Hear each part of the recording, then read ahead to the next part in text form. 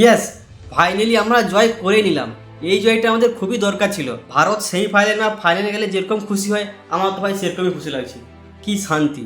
এদিকে আমাদের বেবি বস, যে কিনা আগের 3টা ম্যাচে শুকা গিয়েছিল, তাকে নিয়ে টোল হচ্ছিল, সে আইপিএলে ফ্ল্যাট পিচে খেলে, এখানে সে চলবে না।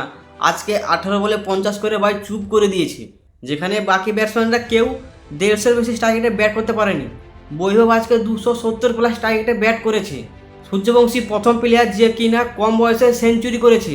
আর এদিকে আমাদের নতুন ক্যাপ্টেন, যে কিনা শুধু টসই জয় করতো আর ম্যাচের কথা ভুলে যান, আজকে টস জয়ের সাথে সাথে সে ম্যাচও জয় করলো এবং আজকে শেষ হয়ে সে শান্তিতে ঘুমাবে।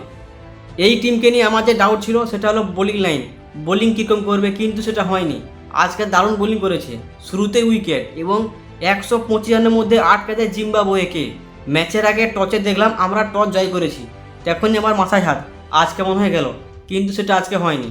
আর আজকে ক্যাপ্টেন্সিও ভালো করেছে, আজকে রানও করেছে এবং শেষ হাজার প্রথম ভারতীয় প্লেয়ার যে কিনা পর 8বার টস জিতেছে, এটা একটাও রেকর্ড। চেস করতে এসে সূর্যবংশী শুরু থেকেই পিটানি চালু।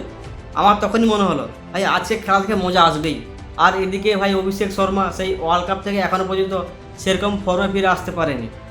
ঈশান কিষান 24 বলে 35 ঠিকঠাক খেলেছে, আয়ার 24 বলে 28 এবং আমরা শেষ ম্যাচ 13 ওভার 4 বলে এই রান চেস করে নিয়েছি।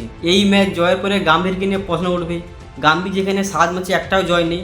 আজকে কোচ চেঞ্জ, আজকে কোচিং করেছিল বিবিএস লক্ষ্মণ, তার কোচিংয়ে প্রথম ম্যাচেই প্রথম জয়। এই জয়টা আমাদের খুবই দরকার ছিল। আমরা পর 6টা ম্যাচ হেরে এসেছি, এখানে আমাদের জিততেই হতো এবং এই জয়ের পর থেকে আমরা একটা ভালো মুভমেন্ট পেয়েছি, একটা কনফিডেন্স পেয়েছি। তো আশা করছি আমরা বাকি দুটো ম্যাচে খুব সহজে জয় করে যাব। বাকি দুটো ম্যাচ রয়েছে এই গ্রাউন্ডেই, মানে সূর্যবংশী এটা প্রিয় গ্রাউন্ড। আন্ডার-19 ফাইনালে রান করেছিল 80 বলে 175 আর আছে করেছে 19 বলে 50। এখন দুটো ম্যাচ রয়েছে, তো বৈভব আরও দুটো ম্যাচে রান করবেই।